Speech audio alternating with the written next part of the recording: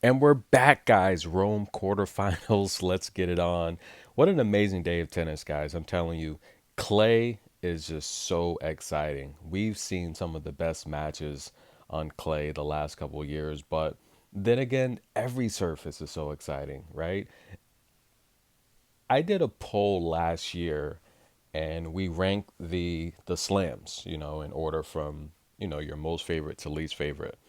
And the US Open came in number 1. Then came the French Open, then Wimbledon, and then came the Australian Open. And I've said in the past, I Australia, it's so tough because it's the first slam of the season. Everyone's trying to find their form, and it's so hot over there, right? It's just so hot over there. And I just think it makes a lot of players uncomfortable, with all those elements combined.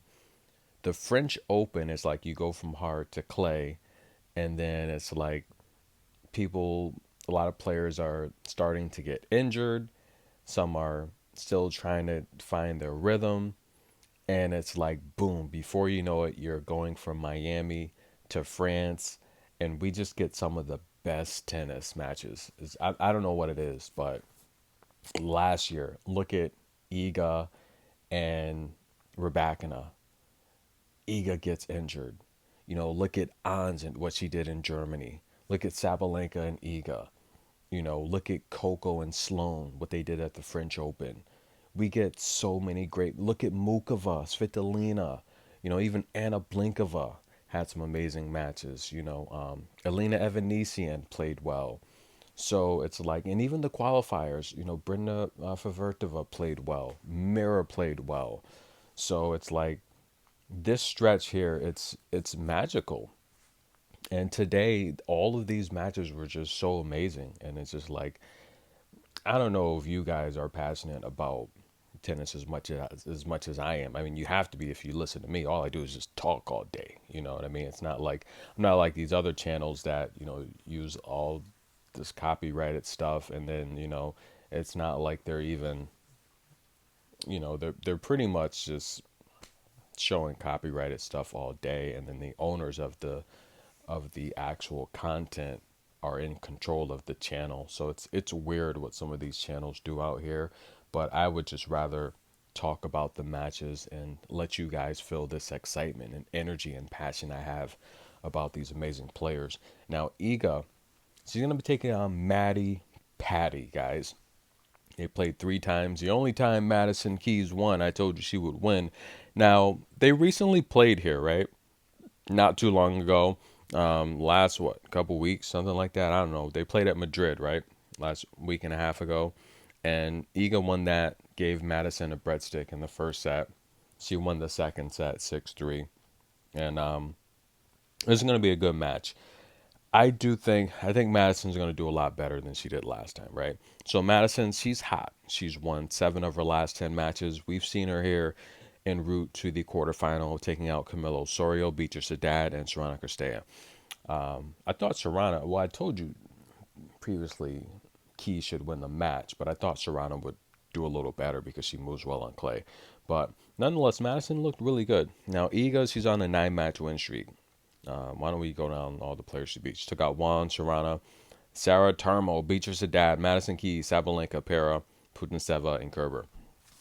The match with Kerber, I mean, guys, Kerber's good, but I mean, I just think that was a respect thing. Iga's voiced her opinion on how much respect she has for Kerber, and I mean,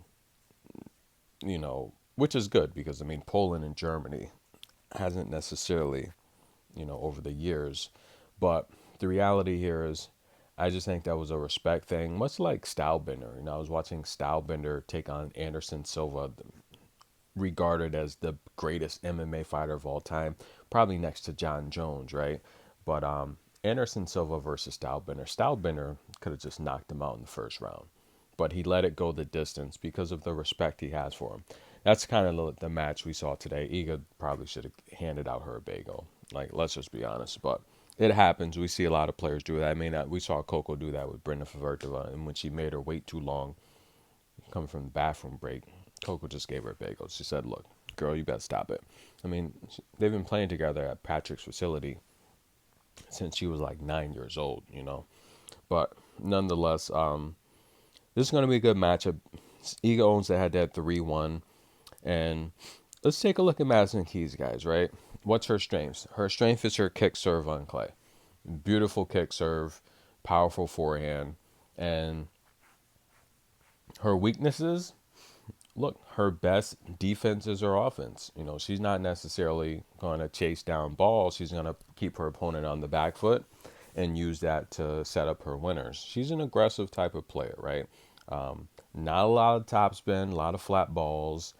She's not really a defensive player. Iga, on the other hand, Iga's footwork's amazing. She knows where to be on clay. Her instincts are very, very good. She has a good serve. I don't think her serve's gonna. If she last time she played Madison, she jammed her body a lot, so she's very strategic with her serve. And I like Thomas. You know, I think that he's got like a militant type of style, and I like that because listen, you know, I've coached a lot of people in my life, and I can tell you that you if you want people to change, if you want to see results and you want people to improve, you have to give them the reality that they don't want to hear. You know, you can't sugarcoat it. But I mean, nonetheless, different things motivate people. You do have to find different ways to motivate people to get the best out of them. And sometimes that's different. You know, not every person is going to be the same when you're trying to get results out of them. So you have to kind of find what works for them. But a lot of time, if you're militant, if you're straight up with the person, and they want it themselves, they have to want it themselves, they're going to do better. And I like how Thomas, I like how Thomas handles Iga. You know, Iga's she's very popular. She's number one player. She's very good. But I like how he handles her. And in particular, you know, a couple years ago when they were in New York, he made it clear. He said, "Look, we're not tourists. We're not here on vacation. We're here to work and do a job, and that's to win a championship." I like that type of coaching style, and I think it fits well with Iga. And I just like the improvements. I've watched Iga over the years. I mean, I remember Iga in Osaka was, you know, Iga says she doesn't have a lot of friends on tour. You know, Keija Yuvan's her best friend. By the way, where's she at, by the way?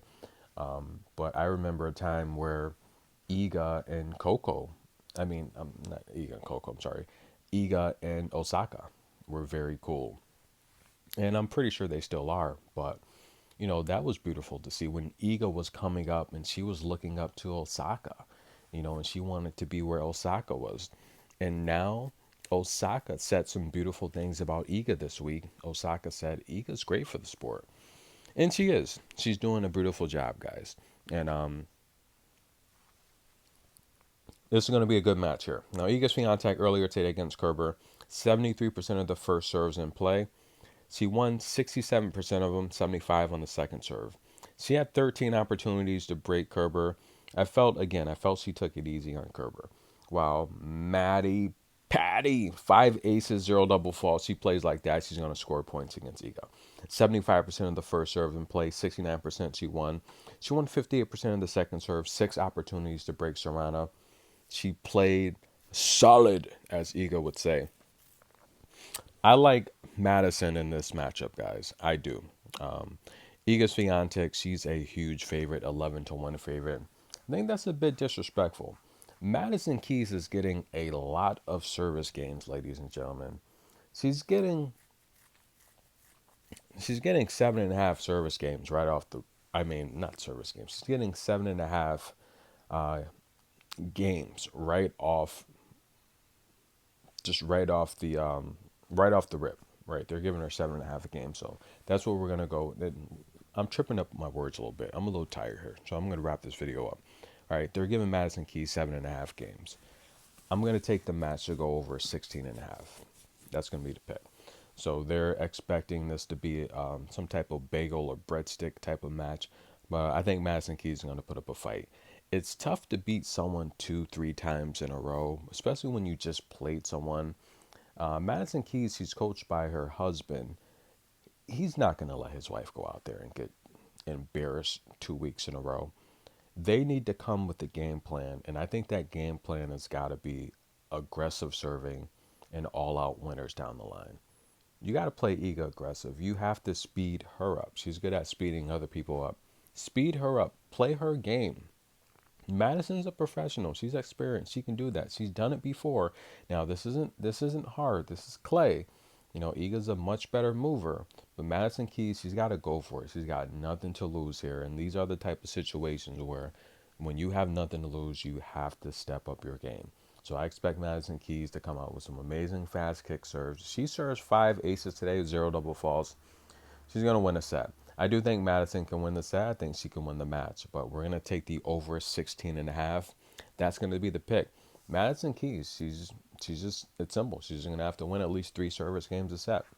That's a pick, over 16.5. On to the main event. Corey Coco Gauff, the future of tennis. Why do I say that a lot? Listen, guys, we getting a lot of subscribers every day, and here's what's going on. We're getting a lot of people, they're just joining the party, and they kind of, they come in, they have a look around, and they kind of think they know what the vibe is. The vibe has been simple. We've been following Coco through the good, the bad, and the ugly. Okay? We've been following Coco when I was on the channel saying, look, okay, we'll do better next tournament. All right, we'll do better next tournament. Oh, we got a championship? Great, we got to keep going. No, let's get better. Let's keep getting better. It's been a constant process to improve, okay? Every day hasn't been sunny, but she's been consistent. But at the end of the day, guys, there's only one winner of a tournament. And all of these players, they lose a lot of tournaments. They lose a lot of matches, And that's been the process with Coco. We've been following her for a long time. We've been supporting her through the good, the bad. We have videos, critiquing her game, talking about the things she needs to improve in. But we've reached a point where she's just gotten so much better. She's here to stay. And it's time for her to start reaping these awards, especially after winning the Grand Slam, when I had so many. Since Coco's won the Grand Slam, the haters haven't really been that bad. Before the Grand Slam, you guys don't understand. Every tournament, people were just coming here to make fun of Coco. And it's just not like that anymore. Since she won the Grand Slam, she got the, she got the monkey off of her back, so to speak. And now she's shown that she's the real deal. And she's going to be here for a very long time, guys. At least another decade and a half, in my opinion. And that's if she decides to retire early. But I think she's going to reach a point within the next 3 to 4 years where she's very dominant. And it's going to start with winning matches like this.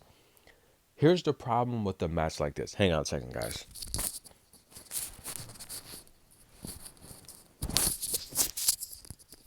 Here's the problem with a match like this. Qinwen and Rebus, they know Coco's game. They know all about her game, right? Rebus is going to give her the play-by-play on what to expect and what to do. And I imagine he's going to come up with a game plan to attack what he possibly perceives to be her weaknesses. There's a lot of inside information he's going to know. A lot of us are just not going to know. It's a former coach, right? Watching the match she just played against Paula Badosa, here's what Paula Badosa was doing. She was going to the forehand, but she wasn't necessarily, she would attack it here and there, but Paula Badosa was just playing like, she was playing like Sofia Kenin versus Sabalenka in Rome last year. Paula Badosa was going to the forehand, just returning shots. She wasn't aggressive. She was just getting them back, trying to get Coco on the back foot. She was essentially playing safe tennis for Coco to wait and make a mistake. And sure enough, she did that in the first set. She double faulted a lot, and Coco gave the set away. But here's what happened with great players. They play their best when they're down, right? When it's like F it. Remember Coco at the French Open interview last year? F it, right? And for a lot of Coco's career, she travels with her parents. She's been this sweet little girl. We've watched her growing up, and the joke that I used to make is when Coco grows up, she's gonna kick all these chicks' butt. I've been saying that joke since she was like 15 to 17. When she grows up, she's gonna kick because when she was 15, she was getting beat up on tour. 15 and 16, just like Mira. She's getting beat up. That's tough for a young kid. Watch Osaka beat her up at the US Open. She's crying in the interview. Guys, we've been to a roller coaster ride watching Coco grow up. Now she's a woman and she's kicking butt, and it's just so happy to see. It's taken a while, but she's here. And this type of matchup here where Paula Badosa, she kept returning to the forehand, but she was playing safe tennis. And what happens with Paula Badosa is, I think she has asthma, right? Correct me if I'm wrong. Her stamina is not that great. I've been talking about it for a long time. She runs out of gas. Right? Watch that match with Simona Halep. That was brutal, guys. I thought both of them was gonna pass out. That was bad. By the way, there's some numeric locks in that other tournament. I don't know if I'm gonna get to them. There is a ton. Even today, there's a lot of numeric locks. That's where the big money's at. Trust me. But listen, Qinwen, I think they're going to come with a similar strategy, except I think Qinwen's going to play a little bit more aggressive. And that's where she's going to make a mistake because Coco likes the fastball. And when you're playing that fastball with Coco, her footwork's going to give her the upper edge and the advantage. I see Coco coming out winning the first set. That's going to be my pick. I like Coco to win the first set on the money line. And if we take a look at how Qinwen played today against Osaka, she played solid, two aces, zero double faults, but she struggled to get her first serves in play.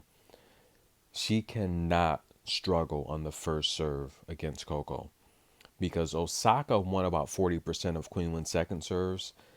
Listen, Coco's going to win a higher percentage than that because she moves a lot better than Osaka does on clay. So that's going to be a big problem for Qinwen. Today, Coco had 11 double faults. That's got to be the conversation in the camp. What's up with the double faults? It's got to be the conversation. 37% of her first serves, and she still beat Badosa.